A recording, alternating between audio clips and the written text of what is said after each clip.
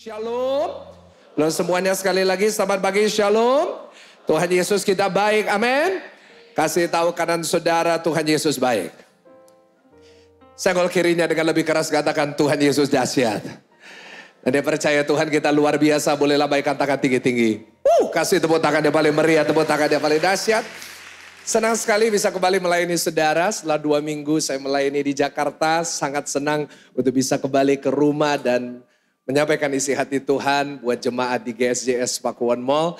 Doa saya lewat firman Tuhan hari ini kita semuanya pulang diberkati. Amin. Bapak Ibu, saya mau mulai khotbah saya dengan bertanya, tolong bantu saya jawab. Berapa banyak percaya Tuhan itu ada?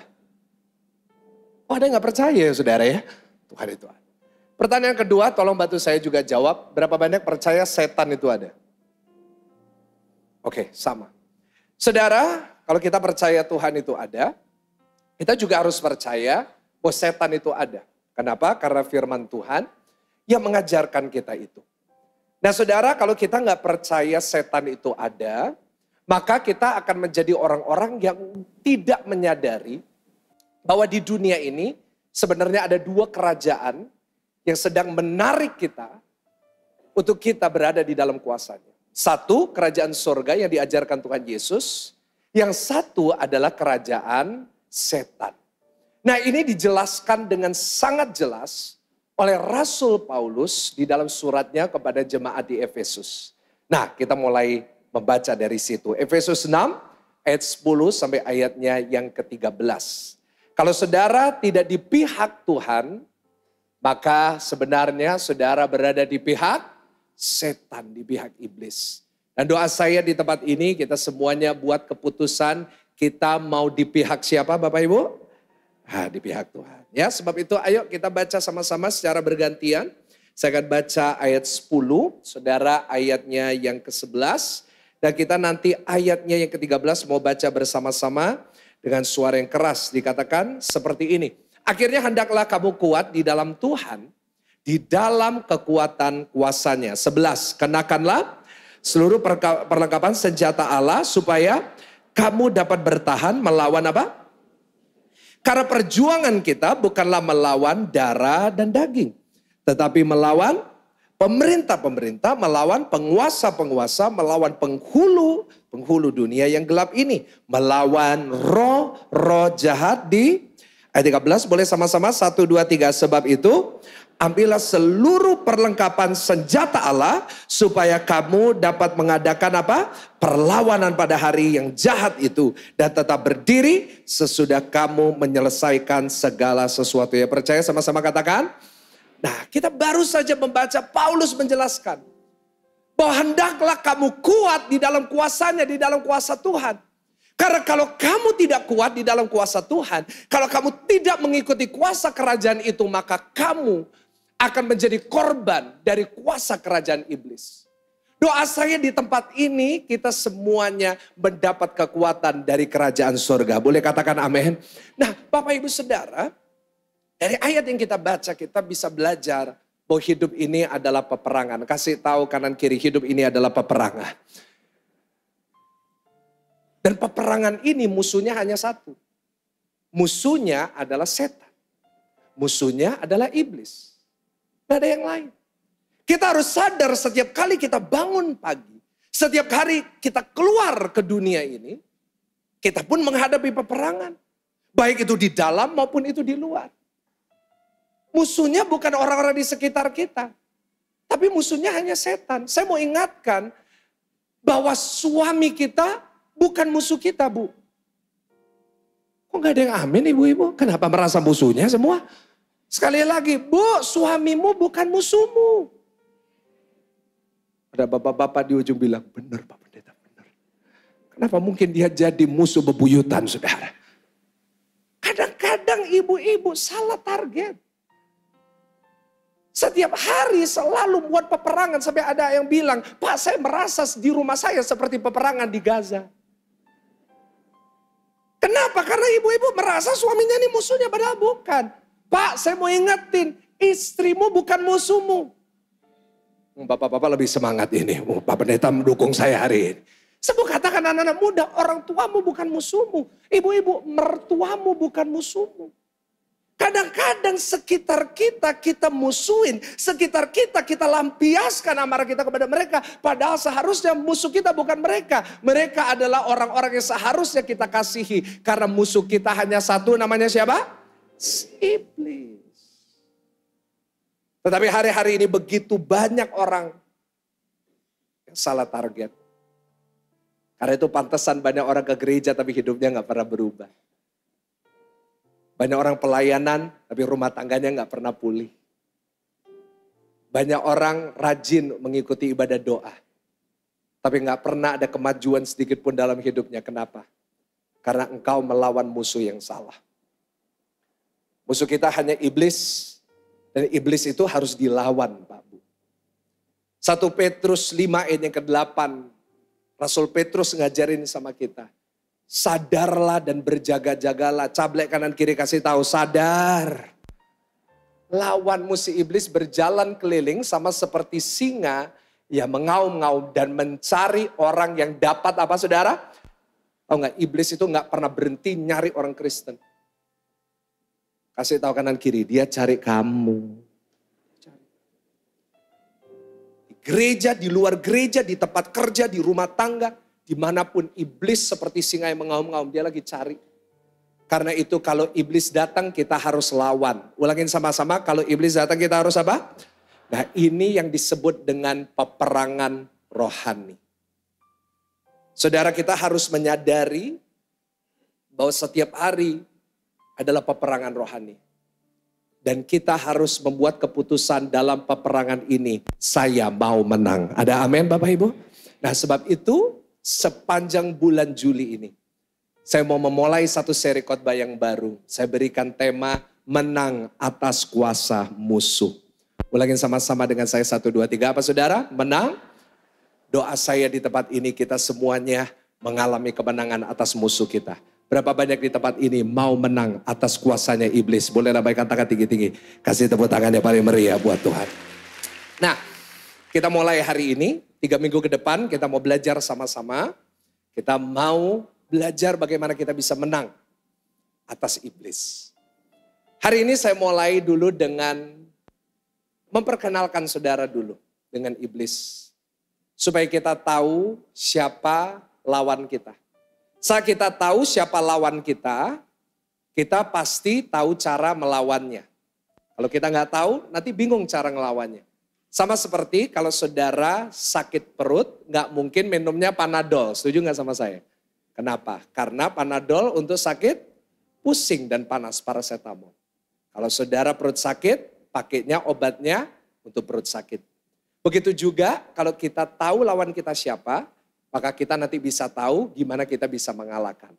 Nah sekarang kita mau kenali dulu siapa lawan kita. Kita mau melucuti sama-sama bagaimana iblis bekerja dalam banyak kehidupan orang. Yang mereka seringkali gak sadari. Saya mau tunjukkan saudara ada 3 identitas iblis yang harus kita tahu. Yang pertama kita bisa baca dalam Yohanes 8 ayat 44. Kita baca sama-sama ayat ini. Iblislah yang menjadi apa saudara? Bapamu dan kamu ingin melakukan apa? Keinginan-keinginan bapamu. Ia adalah pembunuh manusia sejak semula dan tidak hidup dalam kebenaran.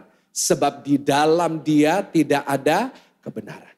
Baca lebih keras lagi, 1, 2, 3. Apabila ia berkata dusta, ia berkata atas apa? Kehendaknya sendiri. Sebab ia adalah pendusta dan baca sama-sama apa?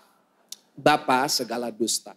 Inilah identitas iblis yang pertama. Identitas musuh kita yaitu dia bapa segala dusta. Dikatakan firman Tuhan di dalam dia semuanya dusta. Tidak ada kebenaran. Dan itulah cara kerja iblis. Dia suka bohong.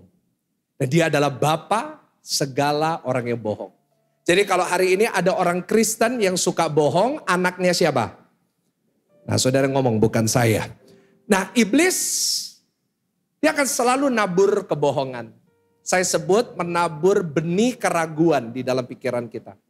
Dia akan membisikkan kebohongan-kebohongan, dia nabur itu. Dan dia berharap taburannya bisa berbuah.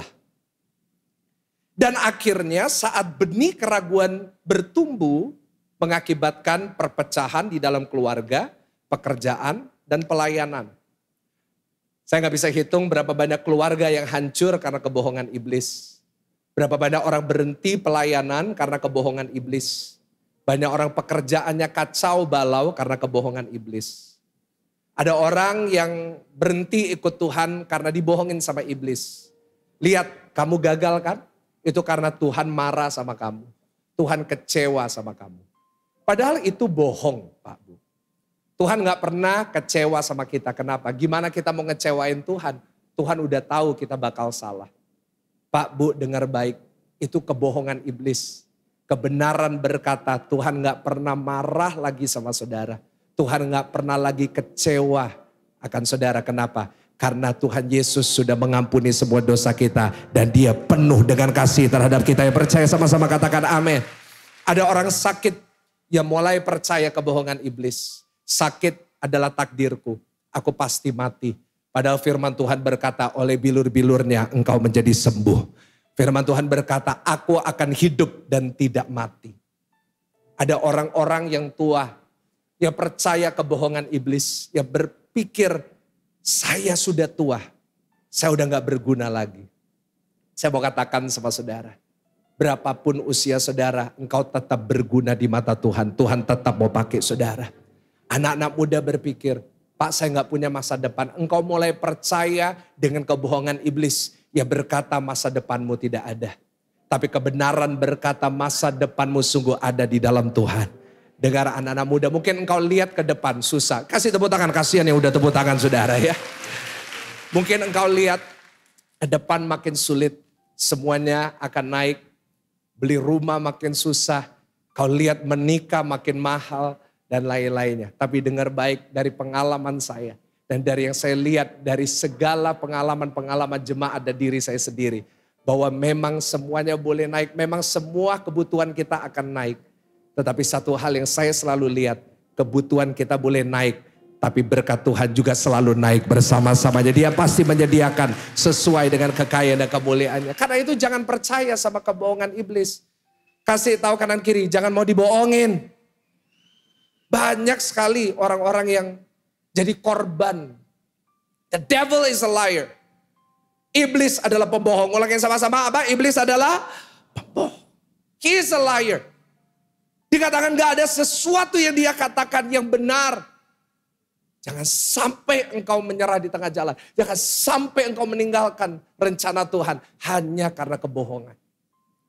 Saya hampir saja meninggalkan pelayanan. Saya hampir saja berhenti jadi pendeta karena kebohongan iblis. Karena seringkali iblis gak langsung bicara, dia bisa pakai orang-orang lain di sekitar kita untuk bicara. Karena itu hati-hati Bapak Ibu, jangan mau mulut kita dipakai iblis. Boleh katakan amin? Hati-hati. Ada satu orang yang dekat dengan saya, pernah bilang sama saya ketika saya memutuskan untuk jadi pendeta full time. Dia panggil saya ke rumahnya, dia dudukin saya. Dia berkata, kamu yakin mau jadi pendeta? Dia berkata, yang mengatakan ini adalah seorang hamba Tuhan juga. Dia bilang, kamu yakin mau jadi pendeta? Kamu jadi pendeta belum tentu bisa berhasil. Kamu jadi pendeta belum tentu ada yang mau ikut kamu. Kamu jadi pendeta belum tentu ada yang mau dengerin khotbahmu. Buat apa kamu jadi pendeta full time sekarang? Kamu jadi dokter aja. Kamu jadi dokter kecantikan aja. Jemaat papamu banyak dicuci muka semuanya nanti. Dia bilang kamu jadi pendeta mau makan apa? Lebih baik kamu jadi dokter. Karena kamu jadi pendeta belum tentu bisa seberhasil papamu. Saudara, waktu itu dikatakan kepada saya dalam titik rendah. Ketika saya meninggalkan dokter, saya jadi pendeta. Saya itu seperti ditarik dua arah. Saya tahu Tuhan menarik saya untuk melayani. Tapi di sisi yang lain daging saya berkata kalau kamu jadi dokter hidupmu lebih enak. Dan pada saat saya berada mendekat dengan rencana Tuhan, kebohongan iblis itu datang. Tetapi saya bersyukur hari ini. Bahwa saya gak percaya sama kebohongan itu. Saya tetap melayani Tuhan. Meskipun lewati duka, saya tetap melayani Tuhan. Meskipun kelihatannya memang gak ada yang mau, memang gak ada tanda-tanda bahwa Tuhan mau pakai saya di awal-awal. Tetapi saya bersyukur saya gak percaya sama kebohongan iblis. Buktinya hari ini saya berbicara di depan saudara. Saya mengembalakan jemaat. Saya bisa jadi berkat buat banyak orang. Coba waktu itu saya percaya sama kebohongan itu. Saya berhenti. Mungkin yang khotbah di atas mimbar ini orang lain. Tapi saya begitu bersyukur. Saya gak jatuh dalam kebohongan itu. Pak, Bu, minggu ini. Apa yang iblis sampaikan kepada saudara yang membuat saudara jadi lemah. Coba renungkan apa kebohongan yang dia sudah taruh di dalam pikiran saudara. Jangan percaya. Percaya sama kebenaran. Karena kebenaran ini yang akan membebaskan kita yang percaya. Katakan amin. Kasih tepuk tangan buat kebenaran firman Tuhan. Yang kedua, iblis identitasnya adalah the tempter atau penggoda. Firman Tuhan berkata dia adalah pencoba. Dari sejak Adam dan Hawa strateginya tetap sama. Dia suka menggoda. Dia suka mencobai. Dia suka untuk tempt us. Goda kita. Iblis itu gak kreatif, cuma konsisten. Dari zaman Taman Eden sampai di Pakuwon Mall, sama. Dia sukanya menggoda kita. Dan dia lakukan ini karena manusia dari Adam sama. Kelemahan kita adalah kita gak tahan godaan. Karena itu dipakai terus. Kita ini seringkali gagal karena godaan. Rencana kita gak jadi karena godaan.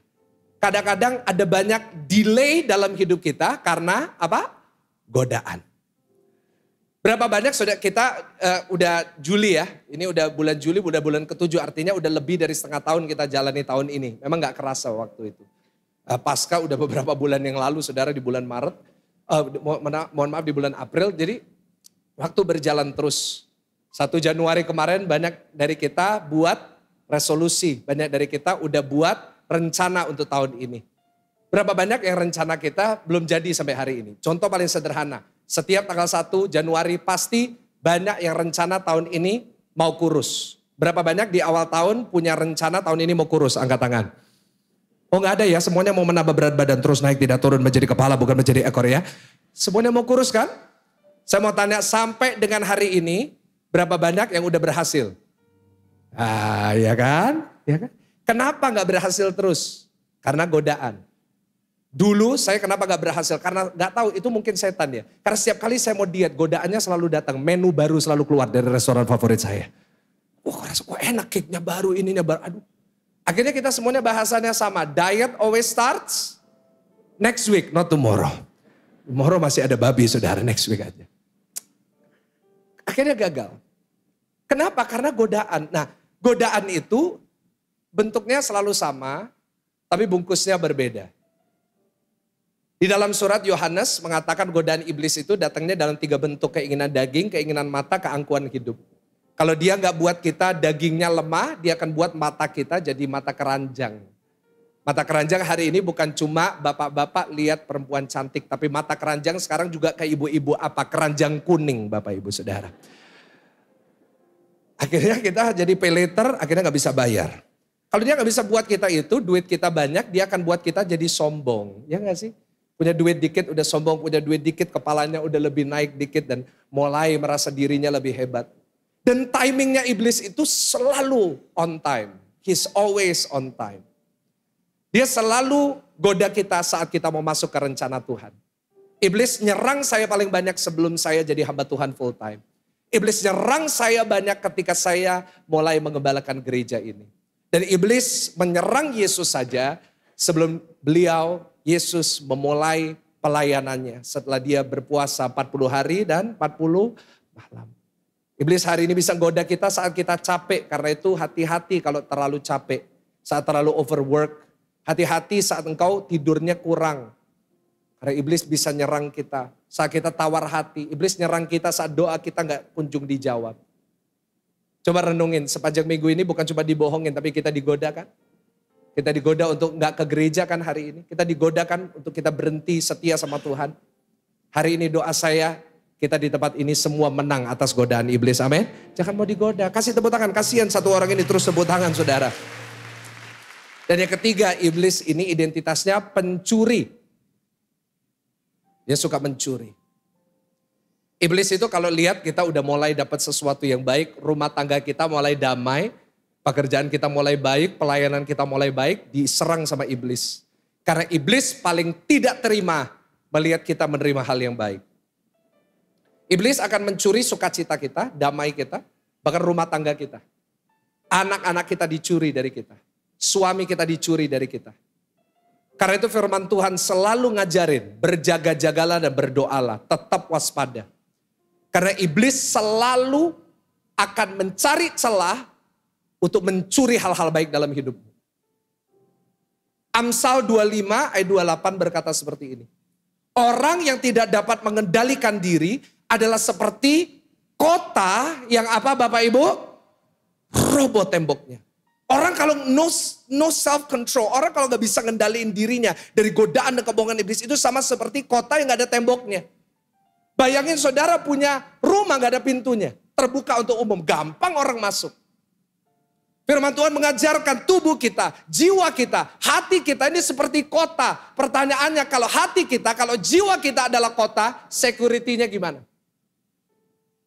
Pertanyaannya, apakah kita jaga? Apakah tembok itu ada atau tembok itu udah roboh?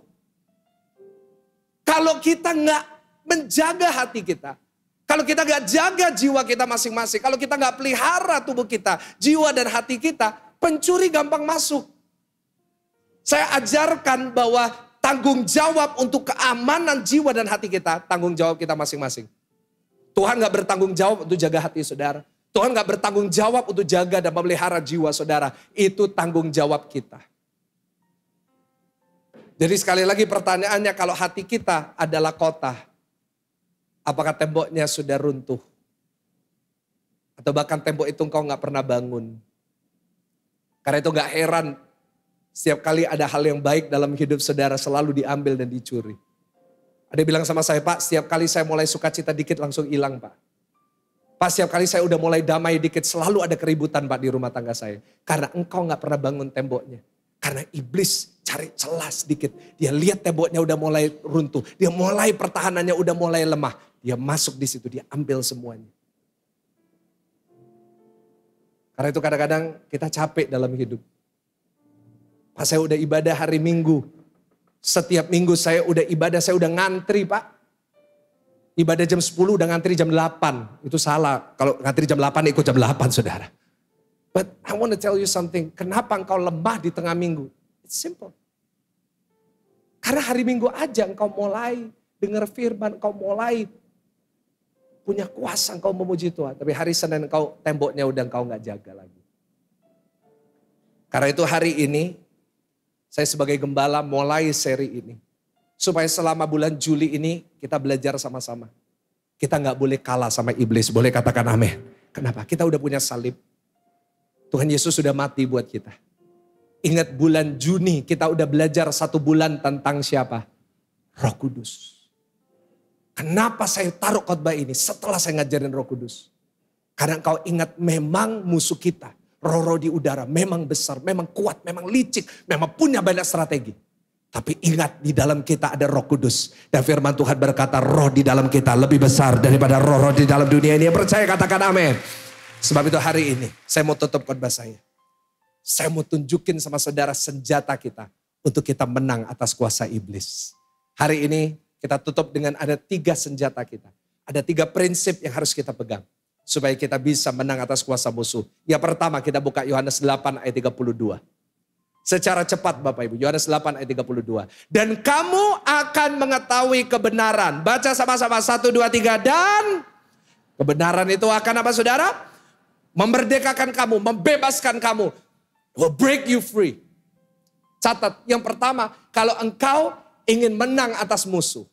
Yang penuh dengan dusta, yang penuh dengan kebohongan, yang penuh dengan tipu muslihat. Kita harus memegang kebenaran yang membebaskan kita. Ulangin sama-sama 1, 2, 3. Kita harus mengetahui apa? Kebenaran yang membebaskan.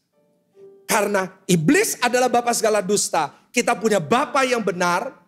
Di dalam nama Tuhan Yesus yang menyebut dirinya jalan, kebenaran, dan hidup. He's the truth. Dia adalah firman Tuhan. Dia adalah kebenaran itu sendiri. Dan kebenaran itu yang akan membebaskan kita. Orang kalau nggak punya kebenaran ini. Orang kalau tidak punya kebenaran yang membebaskan. Dia gampang sekali percaya sama kebohongan iblis. Hosea 4 ayatnya yang ke-6 berkata seperti ini. Umatku binasa karena tidak mengenal Allah. Kenapa kita binasa? Kenapa kita lelah? Kenapa kita selalu depresi? Kenapa kita gak pernah bisa keluar daripada obat-obatan yang mungkin membuat kita gak bisa, membuat kita lebih gampang tidur dan membuat kita gak bisa tidur? Kenapa kita stuck in that? Kenapa kita terjebak di dalam keterikatan kita terhadap seks bebas, terhadap pornografi, terhadap semua itu? Karena engkau gak pernah punya kebenaran ini. Engkau binasa karena engkau tidak mengenal. Kau gak mengerti, kau gak tahu tentang kebenaran itu. Saudara, saya catat kekuatan dari Tuhan selalu datang bersamaan dengan pengetahuan kita akan kebenaran firman Tuhan. Berapa banyak di sini yang mau mendapat kekuatan dari Tuhan, katakan amin. Kalau kekuatan itu datang selalu bersamaan, gak pernah bisa dipisahkan dengan penambahan pengetahuan akan firman. Gak bisa. Kekuatan kita bertambah saat apa? Pengetahuan kita akan firman Tuhan bertambah.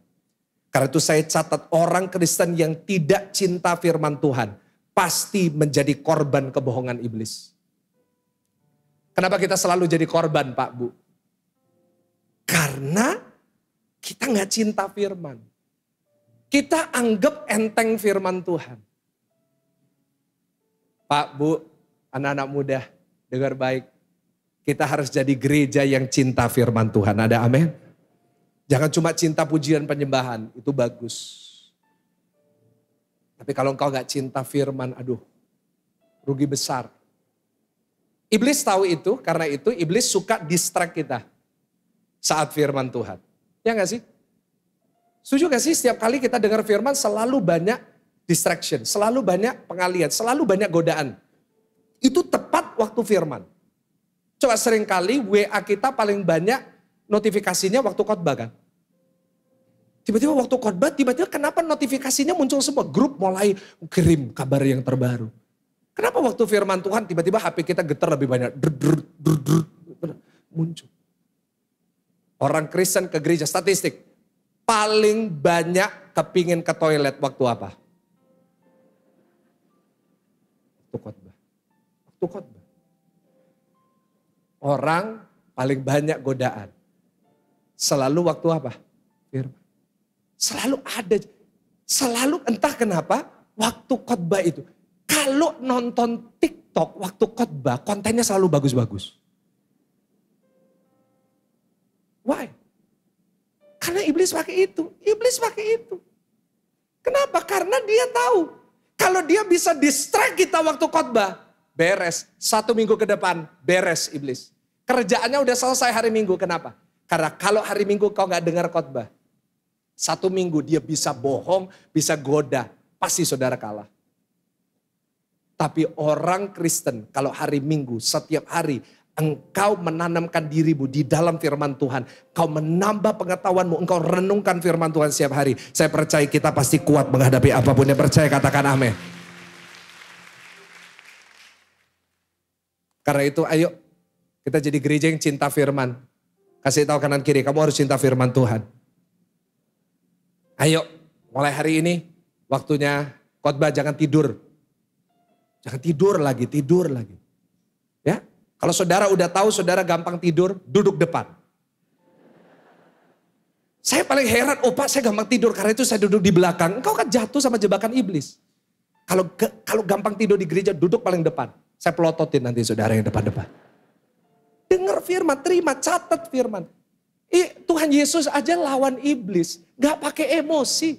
Karena itu saya kalau diundang orang, pengusiran setan, saya gak emosi. Ada orang kalau ngusir setan, itu sampai tetangga 200 meter, itu dengar semua. Enggak, saya kalau pengusiran setan, saya pakai firman. Karena iblis gak takut sama emosi kita, iblis gak takut sama suara kita yang kencang. Iblis takutnya, tunduknya sama firman. Karena dia bisanya cuma bohong. Tuhan Yesus lawan iblis pakai firman. Ada tertulis. Lagi. Ada tertulis 3 kali. Nanti minggu depan kita mau belajar. Minggu ini Kau harus tahu kebenaran. Itu nanti membebaskan saudara. 3 kebenaran untuk minggu ini. Saya kasih 3 kebenaran yang saudara perkatakan minggu ini. Yang pertama, Kolose 2 ayat 15. Ia telah melucuti pemerintah-pemerintah dan penguasa-penguasa dan menjadikan mereka tontonan umum dalam kemenangannya atas mereka. Dengar baik, catat kebenaran yang pertama, iblis sudah dikalahkan. Ulangin sama-sama, 1, 2, 3, iblis. Jadi iblis statusnya udah kalah. Karena itu kalau kita udah tahu dia kalah, gak usah takut, kita lawan aja dia. Yang kedua, kebenaran yang harus kita pegang, kemenangan sudah diberikan kepada kita. Sebelum kita perang pun kita udah pasti menang. Karena itu kita disebut lebih dari orang-orang yang apa? Karena di dalam perjalanan ini kita santai. Dalam perjalanan ini kita gak terpengaruh sama stres yang ada. Wah Pak ini bisa gak ya, nutut gak ya, oh ini, no. Kita gak dipengaruhi sama itu, kenapa? Karena kita tahu boleh ada kesusahan hari ini, tapi ujungnya selalu ada kemenangan yang dijamin sama Tuhan. Beres Bapak Ibu, ya kan? Pegang kemenangan itu, pegang kebenaran itu. Dan yang ketiga, pegang kebenaran ini, kita ciptaan baru dalam Yesus. Tepuk dada saudara katakan, saya ciptaan baru. Setan mau narik saudara kembali apa? Hidup yang lama. Dia mau saudara kembali ke mabuk-mabukan. Dia mau saudara kembali kepada hidup yang lama. Dia mau saudara kembali hidup yang malam. Dia akan goda saudara kembali. Dia berkata, buat apa? Percuma, kamu orangnya sama, dosanya sama, kamu balik aja. No. Engkau ciptaan baru di dalam Tuhan. Jangan percaya sama tuduhan iblis. Engkau ciptaan yang baru. Engkau punya hidup yang baru. Hidup yang penuh kemenangan bersama dengan Tuhan. Dia percaya, katakan amin. Itu yang pertama hari ini. Karena itu, baca firman. Renungkan firman. Jangan cuma hari Minggu aja. Hari Senin, saudara, Selasa, Rabu, Kamis, Jumat. Kenapa saya sampai hari ini berkorban setiap hari doa pagi. Setiap hari doa pagi gak pernah absen. Karena saya mau ngajak saudara, ayo ngerenungin firman. Itu yang buat saya juga jadi kuat. Kenapa saya selalu kuat? Kenapa saya selalu di tengah kesibukan saya gak pernah kecapean, saya gak pernah sakit. Saya gak pernah lemah, saya gak pernah stres. Karena setiap hari saya dikuatkan sama firman. Tantangan saya buat saudara minggu ini, perbanyak baca firman, perbanyak dengar firman. Saya percaya saudara pasti kuat. Yang kedua, kita buka Efesus 6 ayatnya yang ke-11. Efesus 6 ayat yang ke-11. Kenakanlah seluruh perlengkapan senjata Allah, supaya kamu dapat bertahan melawan apa Bapak Ibu? Nah, stop di situ dulu. Dikatakan kamu pakai perlengkapan senjata Allah. Nah ini strategi kita yang kedua untuk kita ngelawan kuasa iblis. Catat, kita harus menggunakan perlengkapan senjata Allah. Ulangin sama-sama, 1, 2, 3 apa? Menggunakan. Nah ayat 11 tampilin. Ayat 11 tampilin. Kenakanlah. Pakai kata aktif, bukan pasif. Karena kekuatan dari Tuhan, kekuatan perlengkapan senjata Allah itu gak langsung dikasih tapi kita harus pakai. Sama seperti kalau kita pakai baju, kita harus aktif. Kita harus pakai itu setiap hari. Perlengkapan senjata Allah ini apa sih sebenarnya? Kan ada pedang, ada ketopong. Sebenarnya ini menganut kepada apa? Baca Roma 13 ayat 12. Ini sedikit pengetahuan firman buat saudara. Hari sudah jauh malam, telah hampir siang. Sebab itu marilah kita menanggalkan perbuatan-perbuatan kegelapan. Baca lanjutannya dengan saya, 1, 2, 3. Dan belum semuanya mengenakan apa saudara? Perlengkapan senjata. Nah jadi the armor of light. Terang bicara tentang Yesus. Jadi saat kita mengenakan perlengkapan senjata, kita sedang mengenakan Yesus di dalam hidup kita. Senjata perlengkapan Allah ada 6. Nah 6 ini bicara tentang 6 karakter Kristus. Nah minggu depan saya part 2 saya mau fokus dalam itu. Saya mau ngajarin saudara tentang 6 perlengkapan ini. Tapi saya mau kasih trailernya dulu buat saudara. Saya mau kasih sedikit sesuatu buat saudara untuk look forward to next week. 6 senjata ini apa aja? Yang pertama adalah ikat pinggang kebenaran. The belt of truth. Ikat pinggang ini sabuk. Di sini semuanya pakai sabuk. Nah, kenapa ada yang pakai sabuk? Supaya celananya waktu pujian penyembahan nggak melorot. Ya, nah kita pakai sabuk supaya apa? Supaya kita celananya nggak jatuh. Nah, konteksnya kan perang. Ikat pinggang itu mengikat atas sama bawah. Kenapa? Karena sangat berat sekali. Bukan celana biasa. Karena baju perang, kalau nggak ada ikat pinggang pasti jatuh, nggak ada balance-nya. Karena itu harus pakai ikat pinggang. Nah, ikat pinggang ini jadi fondasi. Saya kalau nge-gym, kalau saya squat, kalau saya barbell row harus pakai ikat pinggang, belt. Kenapa? Itu kasih saya balance, supaya saya nggak jatuh, supaya pinggang saya nggak sakit. Nah, ikat pinggang kebenaran artinya apa? Itu harus jadi senternya, harus jadi pusatnya. Apa yang menjadi pusatnya? Firman. Jadi saya catat yang pertama, ikat pinggang kebenaran itu firman yang mengikat hidup kita, yang mengikat semuanya. Dari tubuh, jiwa, dan roh harus diikatnya sama apa Bapak Ibu? Firman Tuhan. Yang kedua, baju zirah keadilan. The breastplate of righteousness, itu bicara tentang kebenaran yang melindungi kita. Yang ketiga ada kasut kerelaan, the shoes of peace. Kenapa saya pakai sepatu? Karena mimbar ini licin. Kalau saya nggak pakai sepatu, saya pasti jatuh dan pasti viral Bapak Ibu Saudara. Nah, kalau di medan pertempuran nggak pakai sepatu, pasti gampang jatuh. Tapi sepatu supaya kita bisa teguh, supaya kokoh berdirinya. Nah, kita harus berdiri di atas kokoh, damai yang mengkokohkan hidup kita. Jadi itu yang buat kita bisa berdiri teguh. 4, perisai iman. Perisai buat apa? Supaya kalau ada panahnya musuh, kita bisa blok itu. Iman yang melindungi kita dari tuduhan iblis. Iblis itu setiap hari nuduh kita. Condemnation terhadap kita. Kita pakai perisai. Ketopong keselamatan, helm. Untuk apa? Jaga kepala kita. Kepala kalau gak dijaga, kepala itu sangat berbahaya kalau luka. Keenam, pedang roh. Yaitu the sword of the spirit. Kita harus lawan iblis pakai roh. Kita harus lawan iblis pakai firman yang diperkatakan.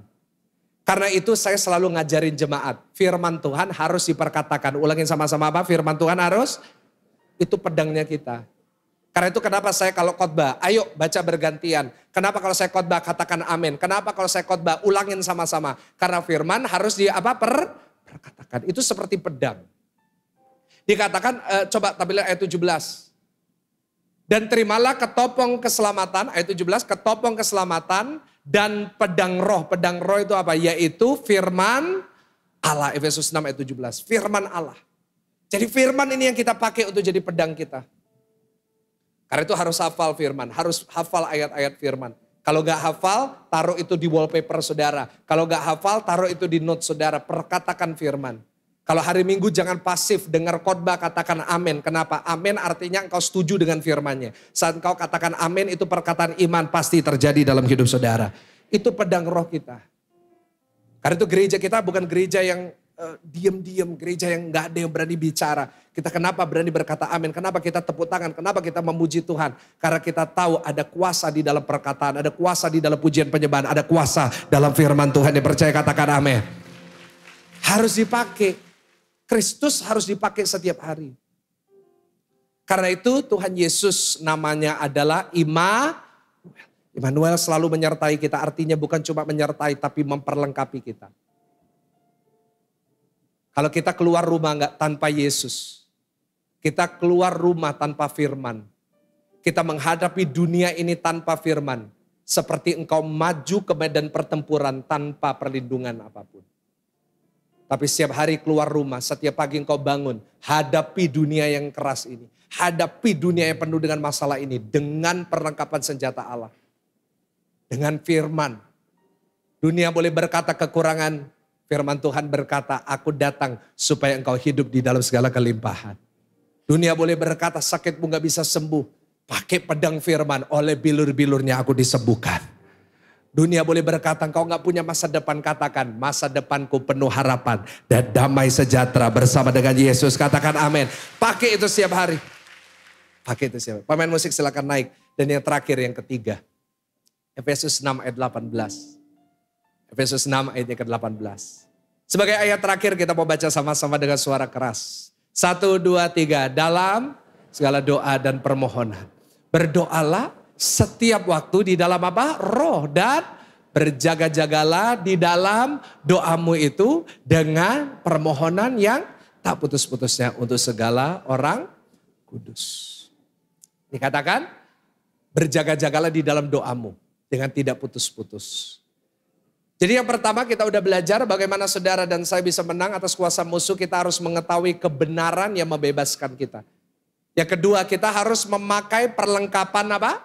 Senjata Allah. Yang terakhir, catat baik-baik, kita harus mempertajam kehidupan doa kita. Ulangin sama-sama, 1, 2, 3 apa? Mempertajam kehidupan doa harus diperhatikan Pak Bu. Jangan pikir kehidupan doa itu cuma hari Minggu. Sebenarnya gak dihitung sebenarnya. Karena firman Tuhan berkata, setiap hari kunci kamarmu, masuk ke dalam kamarmu, kunci kamarmu doa. Itu, that is what counts. Kenapa kita lemah di hari Senin? Kenapa kita kalah di hari Senin? Hari Minggu kuat, hari Senin lemah. Karena engkau gak memperhatikan kehidupan doamu. Iblis paling senang kalau kita gak suka berdoa. Iblis paling senang kalau kehidupan doa kita lemah. Karena itu hari ini kita harus tajemin doa kita. Doa saya bulan ini kita tingkatkan jam doa kita. Boleh katakan amin? Bagian berdiri baca quote ini sama-sama. Bagian berdiri kita tutup firman hari ini. Saya lanjutin nanti minggu depan. Kekuatan hidupmu hanya sekuat kehidupan doamu. Ulangin sama-sama. 1, 2, 3. Kekuatan hidupmu hanya sekuat kehidupan apa? Jadi yang nentuin kekuatan kita di minggu ini, 1 minggu yang akan datang, tergantung dengan kehidupan doa kita. So I challenge you, saya tantang saudara, minggu ini, ayo kita setiap hari ambil waktu khusus. Kita mau ambil waktu berdoa sama Tuhan. Ada doa pagi, ayo ikut doa pagi. Gak harus bangun jam 5. Kau boleh ikut rirannya, kalau bisa bangun pagi, that's good. Kalau gak bisa gak apa-apa. Bangun siang, tetap ambil waktu. Dalam perjalanan, saudara ke tempat kerja, saudara boleh doa. Saudara doa aja, ya kita boleh dengerin lagu dunia. Itu ya, itu kalau kesenangan saudara, it's fine. Tapi jangan pernah lupa, kalau kita belum, setiap pagi di mobil, kita puji Tuhan, menyembah Tuhan, dengar firman. Ada doa pagi, ada saya yang selalu nemenin saudara setiap hari. Yakinlah bahwa doa kita kepada Tuhan Yesus pasti mengubah alur kehidupan kita. Ada orang berkata, Pak buat apa saya doa? Saya udah bosan doa. Loh, saya doa nggak berubah. Doa nggak selalu merubah situasi. Doa nggak selalu hasilnya instan. Tapi ingat, setiap doa-doa kita semuanya didengar sama Tuhan. Semua didengar kok. Kan kita udah belajar ya di bulan Juni. Semoga saudara itu catat khotbahnya, renungin ulang supaya saudara ngerti.